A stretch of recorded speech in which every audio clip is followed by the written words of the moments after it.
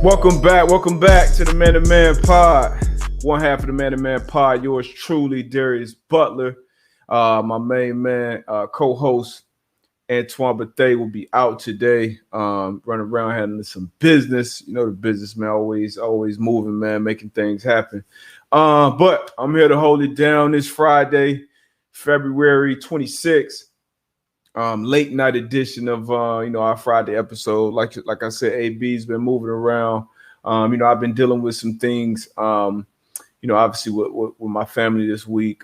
Please continue to keep positive thoughts and prayers for my aunt Lisa.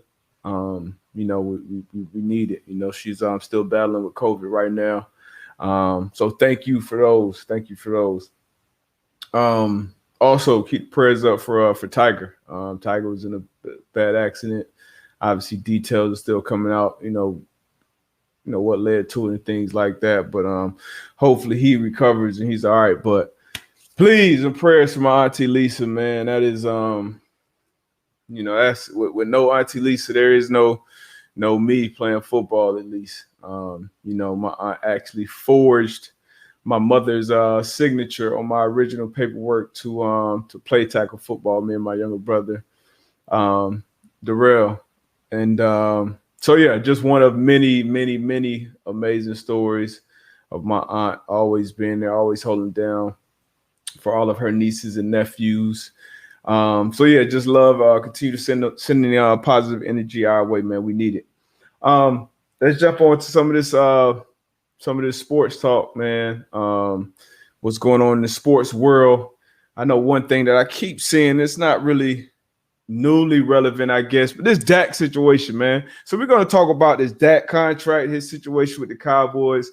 We're going to talk about obviously Deshaun and what's going on with him in Houston. Something we're going to keep harping on and touching on until something actually shakes from Houston side. I think Deshaun has pretty much made it clear where he stands. We're going to talk about that. We're going to talk about Russ, developing news there with Russ that took place this week. And then also some other news. Kyrie, I think, some news coming out of the NBA that I'm interested to hear you guys' opinion on is Kyrie came out, said, Kobe should be the new logo. A lot of people have voiced different opinions about it. I'm in agreement with him. I agree. But it's about time that the logos change. Jerry West has been on record saying, he wouldn't mind it changing. He, wants it to change. Kyrie said a lot of things. A lot of people, this is especially this generation, the generation that's playing like Kobe was. He was their Jordan. He was their idol when it came to basketball. He was what it meant. Putting your best foot forward, putting your most effort forward, studying the game, being a master of your craft.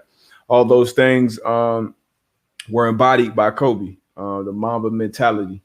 He said that. Kyrie also spoke on, how Black Kings have built the NBA up to being, what and where it is now, which is entirely true. So he made a lot of good points, and I agree with Kyrie. Kyrie is one of those guys that a lot of people like to throw stones at when given the opportunity. But, as an overall guy, as a player, I'm a big, big Kyrie fan. So I'm definitely on his side with this one. So breaking news with the WNBA ownership-wise, the man-to-man alum, UConn alum, former national champion, University of Connecticut, two-time WNBA champion, my friend and a friend of the show, Renee Montgomery. It came out today that she was a part of the ownership group that bought the Atlanta Dream in the WNBA. That's huge. She's already an owner over in the FCF, now an owner in the WNBA. Man, I got to get over A level, man. I got to do so. I got to do what Renee doing out here, man. Owning two teams, two different leagues. What, she retired? She not even a month in the retirement. See you, girl. See you, man. Proud of Renee. Proud of a big proud. But yeah. All right, let's jump right into it. We're gonna actually start this episode off, and I don't even know if this is how it would go down if AB was here, but we know what people want to talk. People want to talk about the Cowboys. People want to talk about Dak. So we're gonna start the show off talking about Dak and the Cowboys and his contract situation once again. Now, So people have said a lot of things for a long time now. Obviously, this Dak contract situation has been a situation for far too long. Issue number one. But today, and every day until something actually happens, you're going to hear people continue to talk about it. But my guy, Dan Orlovsky, and I love Dan Orlovsky. I love him like a brother, man. We played together in college. He did a lot to put UConn on the map, went to the NFL, had a long career, and now he's doing his thing in TV. And I love Dan. And I love a lot of the stuff that Dan has to say. And some of the stuff I don't. And Dan, I'm for sure Dan feels the same way about me. We have some spirited debates here and there on Twitter, even better debates on text message, but it's always out of love, and it's always, us, not wanting to back down from our point, regardless of what it is. I believe, honestly, I'm not gonna put any words in my mouth, but Dan Orlovsky doubled down today. He came out yesterday and said something, basically in so many words.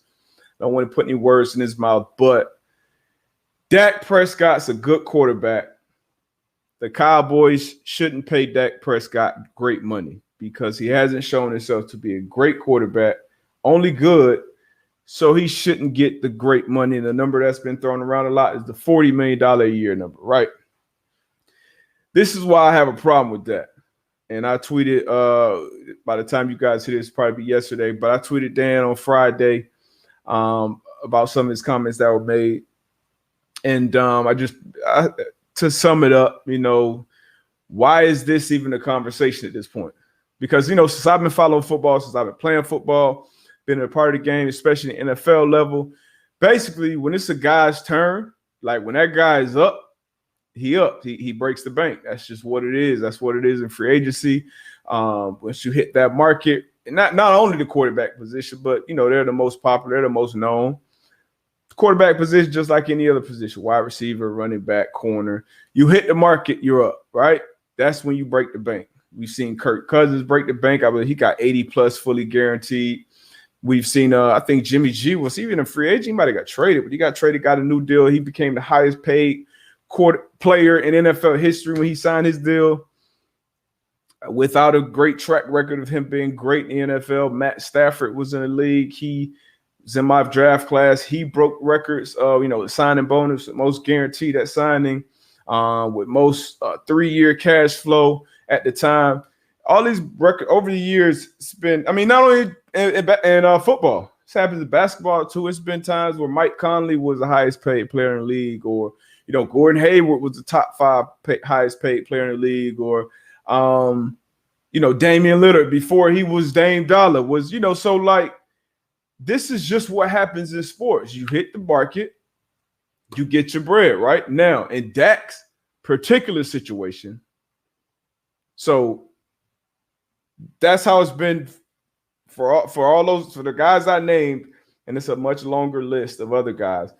But that's what's happened. They get their money. It's no big deal, right? For some reason, now that it's Dak Prescott and the Cowboys, now we want to move the goalposts and say, he's not great, so why are we giving him great money? He's not a top 3, not a top 5 quarterback. Why are we giving him top 3, top 5 money? When that's happened year in and year out, over and over and over again. Maybe not every year that we see it with a notable name, but it's happened many times that we can all remember. Now, you can look at some of these situations and say, hey, look what happened to that team. They didn't do great. They didn't do this. They didn't do that. Why would I go out and pay this guy again? Stop it. Stop it. From day one, Dak came in as a 4th-round pick, got Tony Romo up out of there, who was at the time and is the all-time Dallas Cowboy passing leader in most categories. Beat him out as a 4th-round draft pick. Started every game going into last season before, getting the injury and missing the rest of last season. But before that, hadn't missed the game, hadn't missed a snap as a starting quarterback for the Dallas Cowboys. While his counterparts, his colleagues, Jared Goff, Carson Wentz, not only did those guys get drafted 1 and 2 in that same draft, those guys both went into the season, 2 years ago with $100 million plus guaranteed. And now you look at Dak, who's I would say if you look at the totality of both of their careers, of all three of their careers, Jared Goff, Carson Wentz, Dak Prescott, I would say Dak Prescott has had the best career out of those three numbers. You talk about durability and actually progressing and becoming a better quarterback year in and year out. I would say Dak would be one out of those three. But once again, he's the one that's not paid. He was the one that was drafted in the 4th round. And that was based off what he did in college. He got drafted low. But now that it's his time to get paid, and not only is he like just hitting free agency, but he could have been paid 3 years ago, 2 years ago, last year. And part of it is on Dak for even showing up. He should have been in Cabo, and I said it back then. He should have been in Cabo when Zeke was in Cabo, and he got paid 2 years before he needed to. So don't move the goalpost with Dak. I think he's earned every penny of it, every penny of his money. And honestly, he's been grossly underpaid. You know, when you look at, once again, the other guys, grossly underpaid to be starting going into his, 6th year now, 5th, 6th year? It's been starting every year, every game. Threw for down there 500 yards year before last. Like, we got to stop it. Dak deserves his money. Is he a top 3-5 quarterback? No. Absolutely not. Should he get paid top 3 to 5 money? Yes. Absolutely. That's just how the game goes.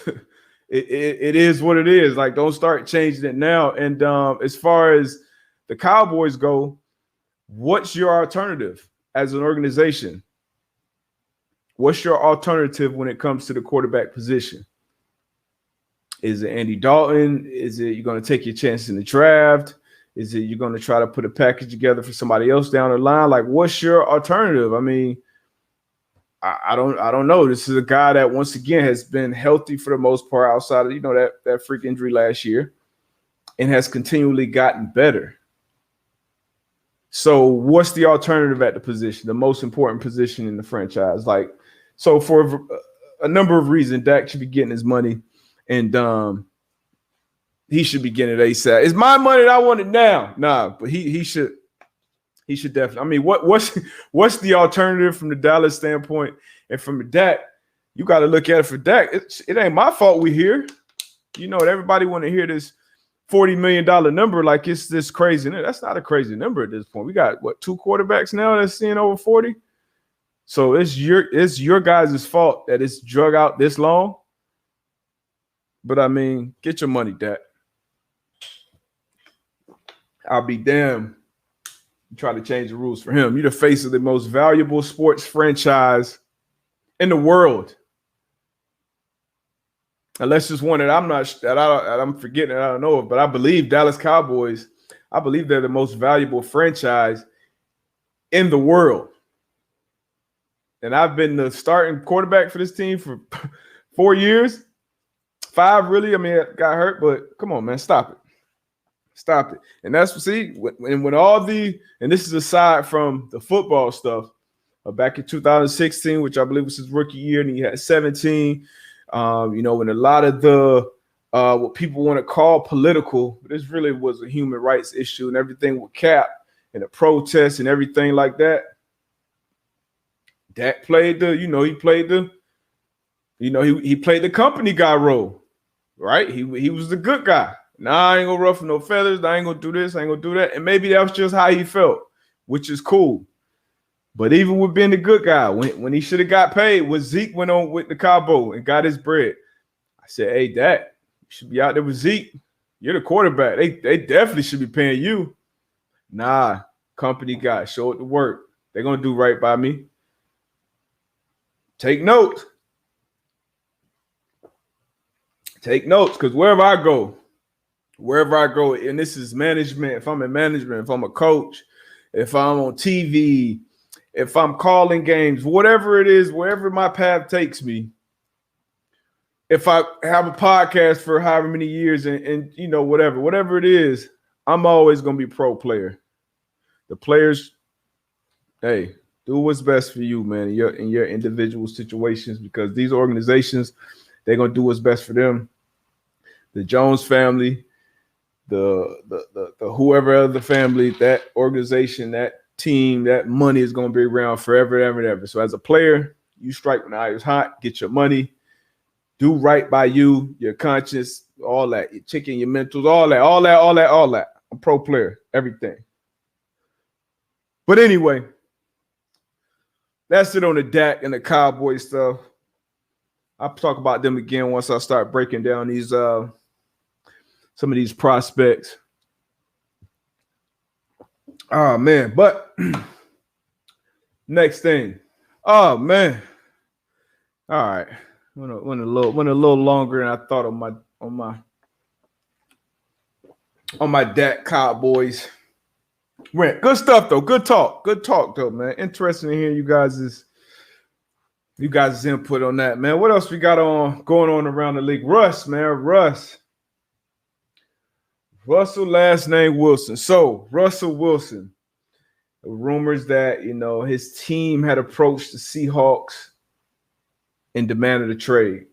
And then the next day or the same day, his team agents came out. Basically, matter of fact, Seahawks quarterback has not demanded a trade. His agent, Mark Rodgers, told ESPN's Adam Schefter.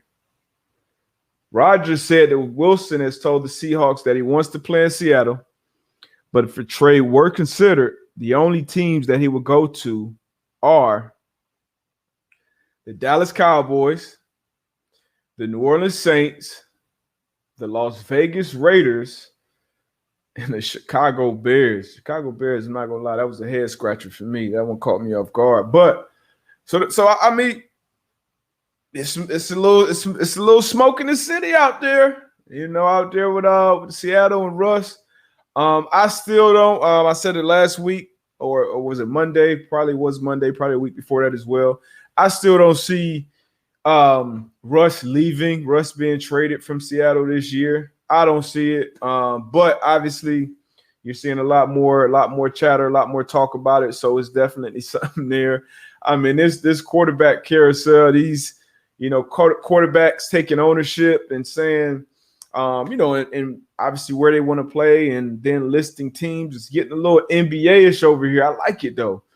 I like it, man. Obviously, the Seattle hasn't been doing enough, in Russell's opinion, to build around him. I don't think it's been a while since he's been back to even the championship game. But yeah, I mean, I feel him. I also feel like, Russ obviously has to take some responsibility in those, getting hit a lot. He does extend plays, and that is part of his magic. But he's definitely well within his right, to let it be known that he wants input. Okay, he wants input on personnel, which I believe quarterbacks should have, especially quarterbacks of Russ's stature and what he's accomplished in this league over the years. And he also wants to get protected, man. Is that too much to ask? I know he's a magician back there, but you can invest a couple more dollars, into protecting the man. You feel me? Come on, man. But Cowboys, Raiders, Bears, Saints. Interesting little list right there. I know the Saints don't even have any money. And Breeze is about to get up out of there. Chicago, I wouldn't, man. I don't know what he's thinking with Chicago. I don't know what it is there. Raiders, okay, maybe he would like to play with Gruden. Got some weapons there. You got Waller, you got Jacobs, you got a good old line. Like, I can see that. And then the Cowboys. I mean, I think that Cowboys, that's all about. Well, not all about, but because you do have some weapons there as well on the outside. But, if you're the face of the Cowboys, once again, most valuable team in the world, Russ ain't slow. But yeah, man, that's interesting. Russ naming those teams, once again, clearing up the rumors of him wanting to be traded. So starting off by saying he wants to play in Seattle, wants to be in Seattle. But if you are thinking about trading me, these are the places that I consider to go. And Russ has that no trade clause in his contract as well. So I do think you'll see that becoming more and more popular, especially amongst the quarterbacks. Like, hey, not only am I getting this deal, but I'm getting no trade clause as well. So I like it, but we'll see where that goes. All right, so all in all, don't expect much to come out of that Russell Wilson's situation just yet, but it is something to pay attention to be interesting. See how it all unfolds. Some other news this weekend. Deshaun Watson. We've been talking about Deshaun Watson for obviously a while now. Obviously, since he made it clear that he wanted out of Houston, and then you've seen all of the things that has taken place since then that from the Houston side, which they have done nothing to make, in my opinion, to make Deshaun want to stay. And he's made it clear that it's not a beef that he has with Nick Caserio, the new GM. It's not a beef that he has with the new head coach, David Culley. But it's obvious it's higher than them. You know, it's bigger than them. And he's made that clear. And according to Dan Graziano a couple of days ago, per sources, Texas QB Deshaun Watson met with the new Texas head coach, David Culley, last Friday. In that meeting, Watson reiterated that he wanted to be traded and told Culley he had no intention of playing for the Texans again. No change on Watson's end. He remains dug in. So, said this a couple weeks ago on the show. The only move really for the Houston Texans at this point is to move him. You got to move him. I feel like the relationship is too far gone. And like he said, it's a relationship it's bigger than the head coach. It's bigger than the general manager. It goes all the way up to ownership and how the organization has been run. And, obviously it's going to be when owners and players, employees essentially are always going to be on different sides. I understand Deshaun Watson exercising his right and that he wants to, go to another organization. Doesn't feel like this organization has been loyal to him. They told him they were going to do some things a certain way. They went against that. And he's put out some cryptic tweets and some not so cryptic tweets like, hey, loyalty is everything, once it's gone, it's gone. And I feel like this is where this situation is with the Texans. So at this point, that's obviously your quarterback in the prime, and that's the hardest thing to find in this league. Goes back to the situation with Dak, back to the Russell Wilson situation. Those are both prime guys. Quarterbacks in their prime that are very high-level players. It's hard to find that. So I understand the hesitancy of the Texans not even taking calls. Teams have been reported to be leaving voicemails. We're like, hey, yo, so we'll give you like 3 first-rounders, 2 first-rounders, and this guy, hit me back. So it's at that level. So I feel like the only play right now is to get him up out of there and build going forward. Build what you got going forward. Whoever that new quarterback is, obviously it'll be somebody you probably got to identify in the draft. Maybe you'll have some picks where you can move up and get maybe who you think is the guy for your future. But whatever it is, Deshaun Watson has made it clear that he wants out. And when a quarterback has made that clear, when a player has made that clear that it's beyond repair, you got to try to get as much back for him when you can. And in my opinion, do it before the draft so that you have all your things situated. You know what it is, what position you have a need, where to allocate your resources. Nick Caserio and David Culley should be a whole new regime, a whole new chapter. Obviously J.J. Watt's gone, so that's turning the page on a legendary career there. Unfortunately, you will have to move on from Deshaun Watson while he's just getting into his prime, I feel like. So tough situation, but, it is what it is at this point. You should have done shit the right way from the beginning, and you wouldn't be in this situation, Houston. So I don't feel bad for him at all. I see people mention saying, well, what about Deshaun? Why would he sign this deal if he wanted to? Now, a year later with his ink, hasn't even drowned the deal. He wants to be out. Listen, when you have that opportunity to sign for that type of money, that type of security in this game, we talk about the Dak situation. A guy I feel like should have been paid 2-3 years ago. Any given play, any given game, you could go out there and it can mess you up. It can mess that prime year, that contract, or whatever it is. So when you have an opportunity, especially from a guy who already, I believe, has had 2 ACL injuries, you sign for that money. And it's not like he didn't come out and give the organization his best. He led the league in a number of statistical categories, but the team around him, the organization around, not even just the players and the organization around him that he's obviously been aware of hasn't been doing right by him. So now he's forcing his way out. He has no trade clause in there, so he has some say in where he'll go, which I also think is a good thing. But yeah, he signed for that money, which he should have, which I would have advised him to. And then this year, you saw what it was, even to the point where we had mic'd up conversations with J.J. Watt saying, "Hey, man, I'm sorry we wasted a year, right? We wasted a magnificent year of yours being shitty." So the players in the locker room, we've heard, don't have an issue with him wanting to leave. So I mean, that says everything you need to know about the situation. Then with Andre Johnson coming out some weeks ago, speaking out about, what's been going on in Easterby, and this guy's like, come on, man. It don't take much to understand why he want the hell out of there. Free Watson, man. Free Watson. I'm yelling it till it's backwards, man. He deserves to be out here on a good team and a good organization lighting it up. I'm hopeful that he goes to the Dolphins so that we can see Watson, Allen twice a year.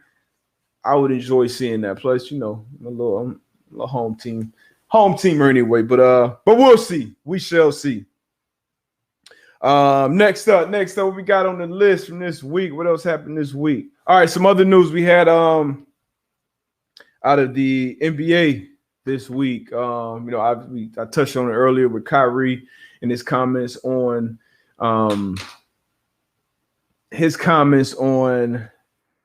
Kobe being the new logo. But yeah, Jerry West has been on record saying that he didn't want to be the logo. Not like change it, I hate it, but like he said the NBA should be embarrassed that that he's the logo. And I mean, I think honestly, if it is changed, Kobe will be a great person to change it to. And obviously, losing a legend so soon adds to his mystique, adds to his legend. But even when he was still with us, a lot of people gave him his flowers. A lot of his competitors, a lot of his teammates. Just the game, just the way he approached the game, the mama mentality. And then you saw what he was doing with his daughter and Gianna, and what she was doing, in the woman's side. And what the future is going to be for her. So I think it will be, especially for this era, these guys that are playing now, like Kobe is probably bigger. I mean, nothing was bigger than MJ, but Kobe was probably more of like their idol. Like, okay, we're seeing him right now because MJ, his when he finished up his real run, it was 98.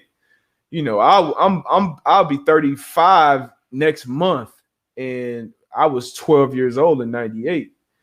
So a lot of these cats that's playing right now, they weren't watching MJ like that for real. They saw the highlights, they saw the moves, obviously the shoes and the impact that he had on culture. But Kobe was what they were seeing, what we were seeing day in and day out, seeing him dropping 81, seeing him going damn near a month straight, dropping 40. Just crazy. Just a lot of things on and off the field that Kobe embodied.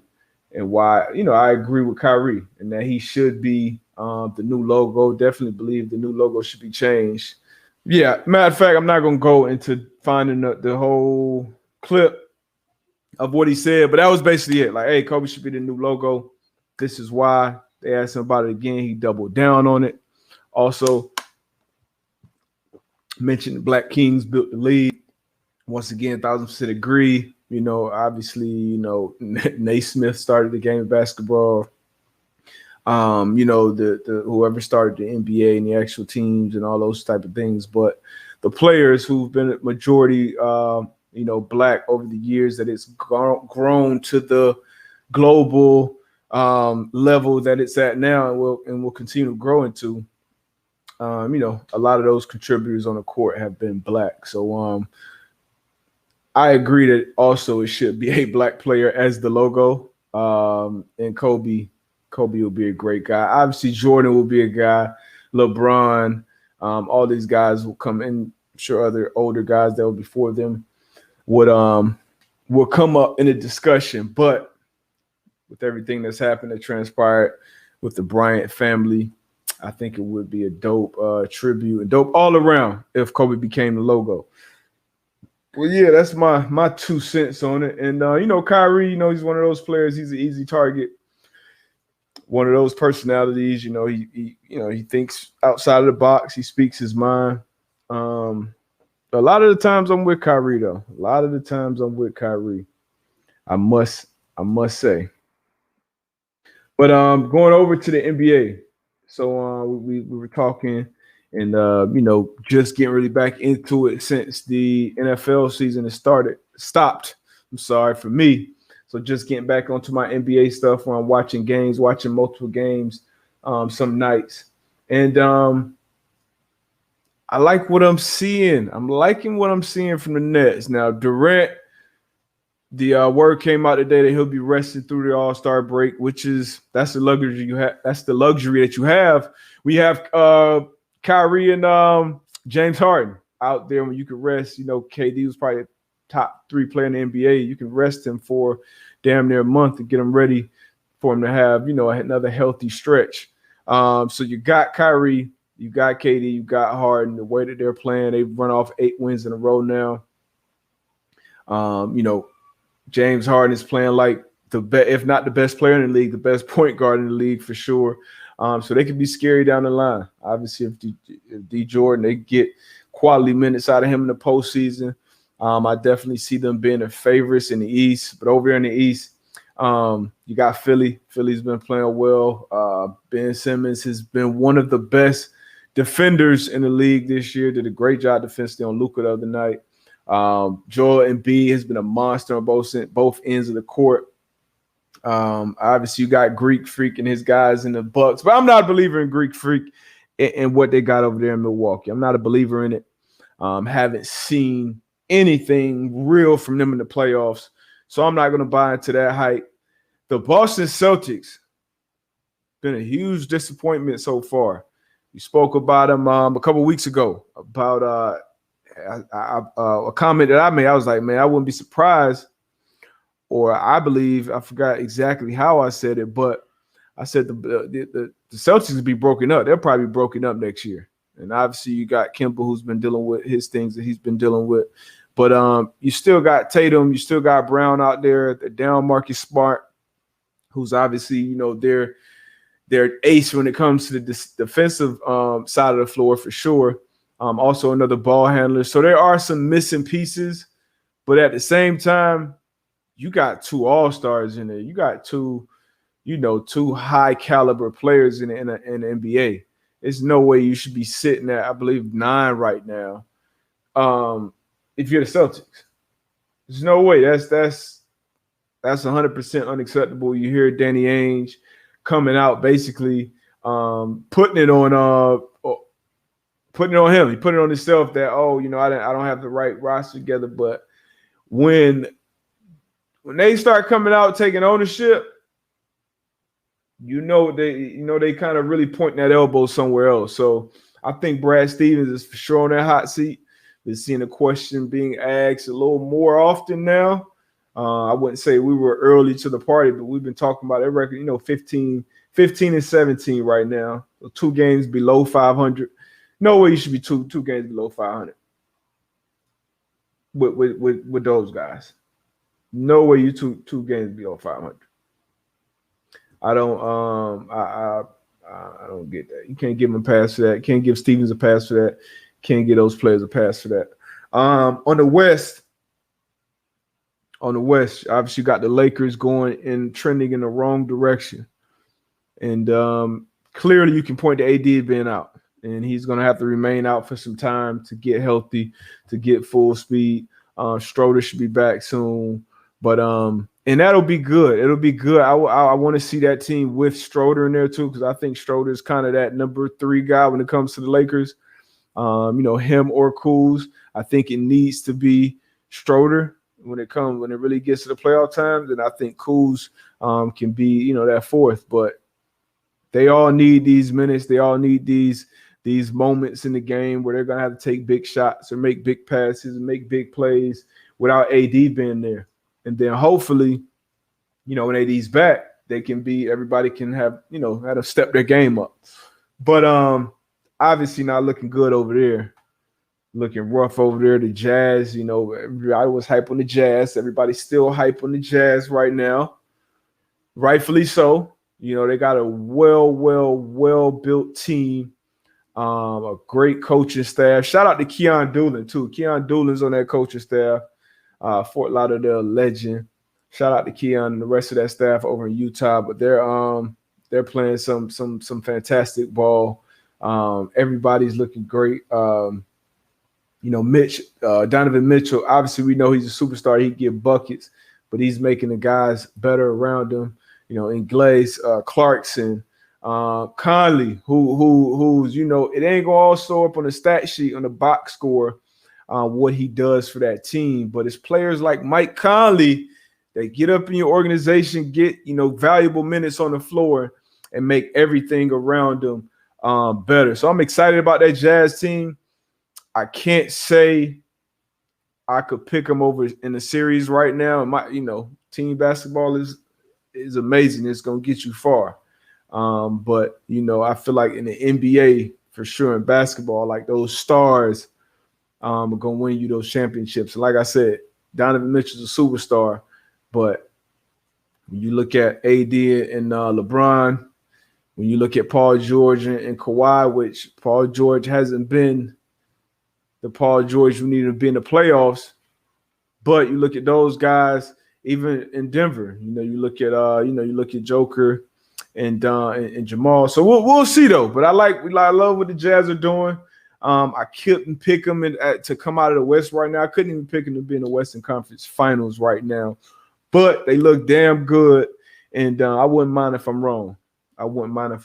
And once again, I'm just getting back into this basketball thing. I'm liking what I'm seeing out of those young guys down there in New Orleans. Love what I'm seeing in Phoenix with Chris Paul and Phoenix, and Chris Paul deservedly going to the All-Star game. Some people were saying, if you were going to pick a son, it should have been Dbut. He ended up getting in. But I think Chris Paul deserved everything, the accolades that he's been getting. Definitely deserved this All-Star nod. But yeah, man, excited about still don't think they should have done the All-Star game, but money talks. But excited to see how this season, looks down the stretch. And I'm sure we'll have another good playoffs. They did an amazing job last year in the midst of the pandemic. Making the playoffs happen, making the bubble happen. Hopefully they don't have to go back into a bubble situation. I know how much those guys hated that. But yeah, excited about catching up on the NBA basketball. March Madness is coming up. College basketball. There'll be a lot of people betting on a bunch of teams that we never seen play, filling out brackets. I don't watch college basketball at all. I'm going to have me a bracket, though.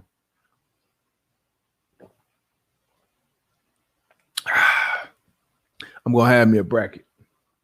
So y'all make sure y'all help me out when we get to that. Well, yeah, man. I want to know also, who do you guys have? Who are your favorites right now? When you listen to this, tweet me your favorite. Tell me your tweet in response to this man-to-man pot episode. So I know who's your favorite coming out of the NBA right now. On each side. What else we got, man? This is usually when I take questions, man. I mean, this feels, I'm not gonna lie, it feels weird that it feels weird, not doing this thing live, man. It feels weird, but because this is where we're usually taking questions or comments from listeners, fans, man. So I appreciate y'all. I don't even like doing this without y'all, man. But like I said, some things were going on. Had to hop on here and holler at y'all. What else we got, man? I was just reading something. All right, so yeah, I don't have, your questions or comments your live interactions this this episode, unfortunately. But give me a chance to go talk about some things that I've been interested in away from sports. These NFTs, these top shots, NBA top shots, which are basically like highlights that are blockchain, and it's kind of like today's day and age trading cards or collectibles, and you can buy them. And man, I don't understand it, but I can tell you one thing: it's growing in popularity. I hear about it every day. I see it on my Twitter timeline every day. It's kind of creeping and making its way into my life. So when things like that happen, I feel like, I got to start doing some research on this stuff. Even if I don't fully understand it, sometimes I might have to go cop me a Topshot package or something. And, hopefully 10, 20, 40 years down the line, it's probably worth something crazy. But just because I took the shot at the beginning of something like this happening. But it seems pretty cool, man. A lot of people are excited about it. I actually reached out to one of the head guys over at Topshot, and I'm gonna have him on the show. I'm gonna have him on the show next week. Actually, well, we want to have him next week. Should be next week. Could be the week following. But we will have a member of the NBA Top Shots company or crew, whatever it's called, and they're going to explain it, the top shots, the NFTs. So make sure you're tapped in on that, so that we're up to date with what's going on in the sports world, because I'm sure it's one of those things that's going to be around. And if you don't know what blockchain is, start to learn it. Okay, it's going to be like I don't even know what to compare it to, but everything's going to be on blockchain going forward. At least that's my understanding of where the world is going.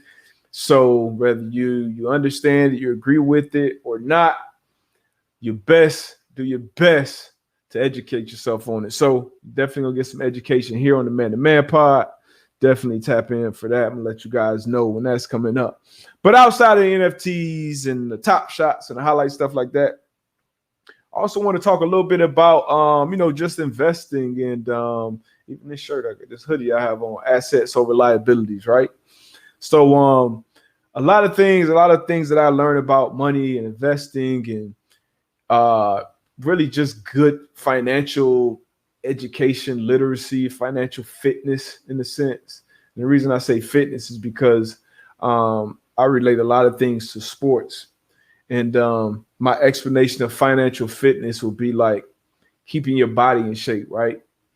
You can't just work out for a week, take 2 weeks off, and work out again. Like I know some of you probably do and probably think, shit, that's not too bad. But being fit and really being in a tip-top shape is always been in shape, right? I work out, let's say 4 times a week. I work out 4 times a week. Every week I'm working out those 4 times a week, and I should be pushing if I'm lifting weights or I'm doing reps on something, or maybe I'm running a certain distance, like I should be continuing to improve. And that's kind of how you should be doing with your money as well. Your money, your finances, they should continue to improve. You should continue to learn different ways to do things better, and all these different type of things. And investing in the stock market and crypto and all these different things have become more mainstream, more popular, more talked about. And obviously it's a lot of things that, you got the Reddit, meme stocks and things like that. And it's definitely always ways to do things irresponsibly, but try to learn the fundamentals of things. Try to learn the responsible way. I'm happy that everybody's talking about investing. Everybody's excited about it. It's something that I've personally been really into since probably 2015. I believe a lot later than I should have. I wish I would have learned the things that I've started to learn, into my 30s. I wish I would have learned those things in my 20s because of the profession I was doing, right? Because as an athlete, you come in all this money early, and then by the time that, your counterparts and your friends and things that you graduated high school and college with, by the time they start making some real money, they're probably in their 30s and they figured out a lot more things about life. And for us, it's kind of backwards. Got all this money on the front end. Obviously, a lot of attention and certain status in life comes with that. certain levels of pride when you're dealing with athletes. So when you have pride, you're not going to ask certain questions because you don't want to seem ignorant, especially when it comes to money. Like you want to seem like you got all your shit together. So a lot of questions aren't asked. A lot of information isn't shared. So I'm going to share some information right here, and we're going to continue to talk. We talked about it on previous, interviews and episodes, but investing is easy, right? If you have the money, put it in quality companies or quality things, quality people that you believe in, that they have a history and a track record of producing certain levels year in and year out, quarter in and quarter out, right? That's what you do. You invest in long-term companies, you hold them. That's the simple form of investing. Now, some people want to get into day trading and options and all these different things. Those are a lot more complex and a lot more tedious, a lot harder to be successful in. It's not hard to be a successful investor, though. A passive investor, so I say. You can switch it up and say, okay, I don't want to, I want to move that investment from Walmart and put it in something else, or I want to put it from Apple and put it somewhere else because of this reason, or, Twitter or somewhere else. But if you're putting it in good companies that you believe in, that you'll want to hold for 5-10 years down the line, invest it, please. Bitcoin. I jumped into Bitcoin, in Ethereum, and Litecoin back in 2017. I was still playing the league, heard about it from a couple of different guys. I said, you know what? Jump in. I'm making a bunch of money.